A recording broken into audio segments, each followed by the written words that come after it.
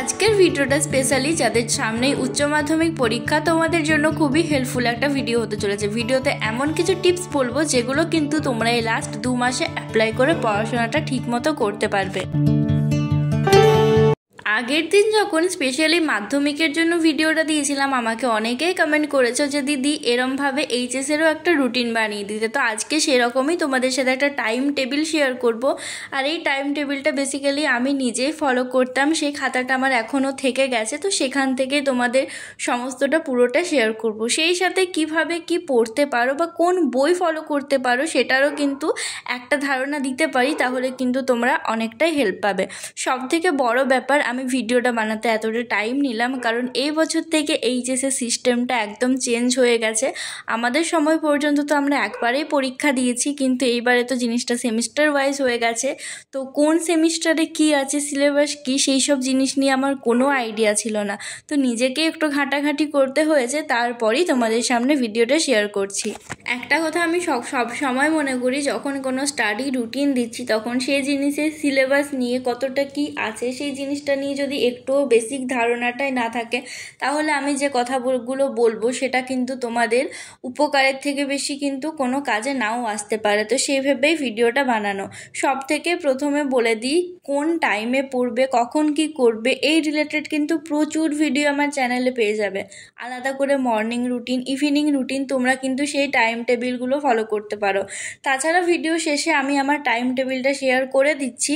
বা সবথেকে মেন জিনিস হচ্ছে কিভাবে পড়বে বা কোন জিনিসটা ফলো করবে। যেহেতু তোমাদের ফার্স্ট সেমিস্টারে মাত্র 2 মাস বাকি, আর ফার্স্ট সেমিস্টারে বেসিক্যালি শুধুমাত্র এমসিকিউ থাকবে, কিন্তু জিনিসটা শুনতে সহজ মনে হলেও এমসিকিউটা কিন্তু পুরো বই থেকেই আসবে। সেজন্য প্রথম থেকেই কিন্তু আমাদের নিশ্চয়ই তোমাদের এতদিনে অনেকটা কমপ্লিট হয়ে গেছে। যাদের হয়নি তোমরা কিন্তু একদমই মাথায় খুব বেশি টেনশন নেবে না, একদম শান্তভাবে ভালো করে করতে থাকো। আর কয়েকটা বইয়ের সোর্স বলবো, পারলে কিন্তু সেগুলো ফলো করতে পারো। সত্যি বলতে সেই বইগুলো কিন্তু উচ্চ মাধ্যমিকের জন্য অনেকটাই এতদিন পর্যন্ত হেল্পফুল ছিল। আশা করছি এই বছরও বইগুলোকে সেইভাবেই তৈরি করা হয়েছে। তো পড়াশোনার প্রথমেই কিন্তু প্রতিদিনের একটা টু ডু লিস্ট বানিয়ে নাও। সবসময় বলবো দুটো টু ডু লিস্ট বানাও, একটা প্রতিদিনেরটা, বাট আর একটা হচ্ছে যে সাবজেক্টটা পড়ছো কোন চ্যাপ্টারটা পড়বে। অনেক সময় দেখবে পড়তে বসার পর কোন চ্যাপ্টারটা পড়বো এটা ভাবতেও আমাদের অনেকটা সময় চলে যায় বা এলোমেলো হয়ে যায়। একটা চ্যাপ্টার দেখবে খুব বেশি পড়লে তো আর একটা চ্যাপ্টার হয়তো ছোঁয়াই হলো না। এই জিনিসটা যাতে না হয়, প্রতিদিন কিন্তু পড়তে বসার আগে টু ডু লিস্টে লেখো যে কোন সাবজেক্টটা লিখবে। আমি এটা আমার নিজের টু ডু লিস্টে তোমাদের শেয়ার করছি। যেমন আমার আজকে যেগুলো পড়ার ছিল সেগুলো পাশে আমি লিখে ফেলেছি যে কতটা কি করার আছে। আর এই যে টু ডু লিস্টটা দেখছো, এটা বেসিক্যালি 12-এর আমার একটা সাপ্তাহিক টু ডু লিস্ট ছিল।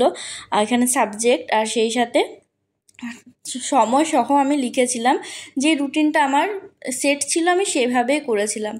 যেহেতু তোমাদের ফার্স্ট সেমিস্টারে শুধুমাত্র এমসিকিউ থাকবে, এমসিকিউতে কিন্তু খুব সহজেই তোমরা 40-এর মধ্যে 35+ নাম্বার পেতে পারো। তার একটাই টিপস হচ্ছে, সেটা হচ্ছে টেক্সট বই পড়া। নিশ্চয়ই তোমরা জানবেই যে এমসিকিউ জিনিসটা কিন্তু প্রায় বেশিরভাগটাই টেক্সট বই থেকে আসে। সেজন্য বলবো সবার আগে কিন্তু ভালো করে টেক্সট বইটা শেষ করো। আর প্রথম সেমিস্টারে যত ভালো করে করবে তত কিন্তু স্কোরটা বেড়ে যাবে, কারণ পরে যখন বড় কোয়েশ্চেন থাকবে, বড় কোয়েশ্চেনে কিন্তু সবসময় ফুল নাম্বারটা পাওয়া যায় না। সেজন্য যখন আমাদের একসাথে পরীক্ষাটা হতো তখনও কিন্তু এটাই ছিল, এমসিকিউতে যত বেশি নাম্বার তুলতে পারবো পরে কিন্তু সেই নাম্বারটা আমাদের অনেক বেশি কাজে দিত। সেজন্য টেক্সট বই বেশি করে পড়ো, তাহলে দেখবে কোনো এমসিকিউই আর আটকাবে না। সেই সাথে একটা পেন্সিল নিয়ে থাকবে, সবসময় কিন্তু দাগ দিবে। এরপর যে বইটা শেয়ার করছি এটা নিশ্চয়ই প্রায় সকলেরই জানা, অনেকে আবার কিনেছো। তো সম্রাট এক্সক্লুসিভের যে বই, এই বইটা কিন্তু অনেক বেশি, আমি যখন উচ্চ মাধ্যমিক দিয়েছিলাম আমি অনেক বেশি হেল্প পেয়েছিলাম।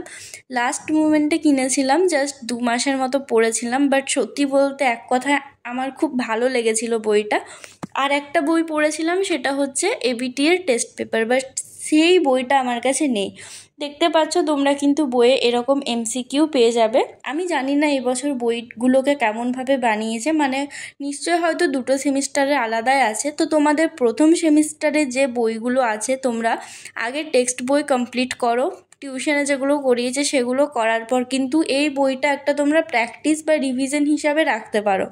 বইয়ে যত শর্ট কোয়েশ্চেন আসে এই বইয়ে কিন্তু সবগুলো খুব সুন্দর পরপরভাবে দেওয়া আছে, MCQ SAQ এইভাবে। আমি কিন্তু সবগুলো খুব ভালো করে পড়েছিলাম আর সত্যি বলতে অনেকটা এগুলো থেকে কমন আসে। বড় কোয়েশ্চেন কমন আসার মতো থাকে, শর্ট কোয়েশ্চেন তো এদিক সেদিক আসতেই পারে, কিন্তু বইয়ে যেগুলো তোমরা পড়বে এটা কিন্তু একটা রিভিশন হিসাবে রাখতে পারো। এই যে দেখতে পাচ্ছ পাশে আমি গোল গোল মার্ক করে রেখেছি, এটা কিভাবে করেছিলাম সেটা বলছি। তোমরা যখনই পড়বে প্রথমে পুরো রিডিং পড়ে যাও, ধরো এক পাতা ধরলে বারবার করে পড়ো, তারপর অ্যান্সারটা না নিজে হাত দিয়ে আড়াল করো যে তুমি কতটা পারছো।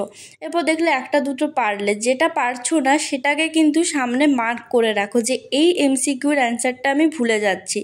তারপর যখন পড়বে তখন যেটা মার্ক করে রেখেছো সেইগুলো এক্সট্রা দুবার করে পড়ো, তারপর আবার প্রথম থেকে শেষ পর্যন্ত সব MCQগুলো পড়ো, দিয়ে আবার আড়াল করে নিয়ে দেখো কতটা কি পারছো।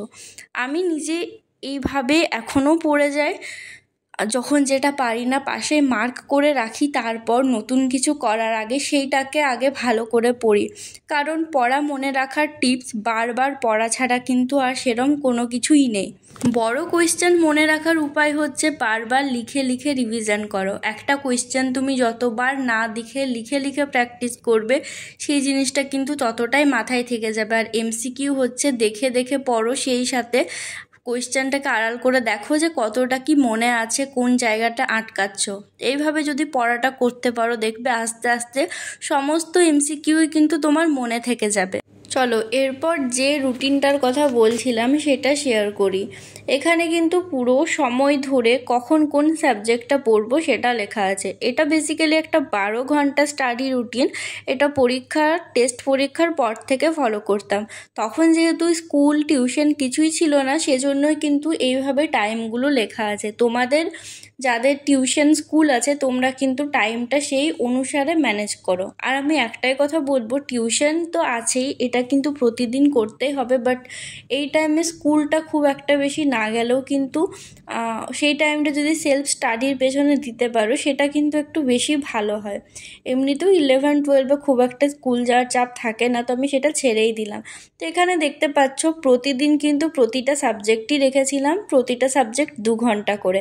আর এটা যেহেতু পরীক্ষা 3 মাস আগে ছিল তখন কিন্তু সিলেবাস শেষ প্রায় হয়ে গেছিলো, তো শুধুমাত্র রিভিশনই ছিল।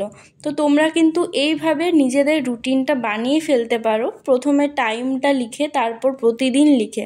আর প্রতিদিনই কিন্তু আমি সব সাবজেক্টই পড়েছি, কিন্তু দেখো এখানে যেদিন সকাল 8টায় বাংলা পড়লাম পরের দিন সেখানে পল সায়েন্স রেখেছি। মানে জিনিসটা একটু ঘুরিয়ে দিলে বেশ ঠিকঠাক লাগে। প্রতিদিন একই সময় একই জিনিসটা পড়তে আমার খুব একটা ভালো লাগতো না, তো সেজন্যই আমার কাছে খাতাটা রয়ে গেছে। তো ভাবলাম তোমাদের সাথে শেয়ার করি, কারণ আগের দিন ভিডিওতে আমাকে অনেকে বলেছিলে যে এইভাবে যদি এইচএসের সময় যদি কোনো স্টাডি রুটিন আছে সেটা শেয়ার করো।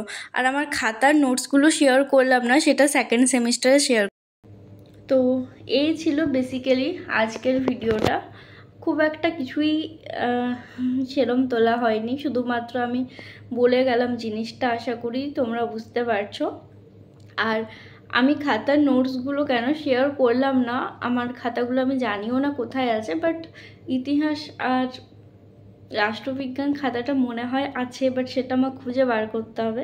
এই যে খাতাটা এটা হচ্ছে বাংলা, বাট দেখালাম না এখন সেরমভাবে, হ্যান্ডরাইটিংটা খুব একটা ভালো নয়। আর ওটা সেকেন্ড সেমিস্টার আগে একবার দেখিয়ে দেবো, কারণ বেসিক্যালি তখনই বড় কোয়েশ্চেন থাকে, এখন সমস্তটা MCQই আছে।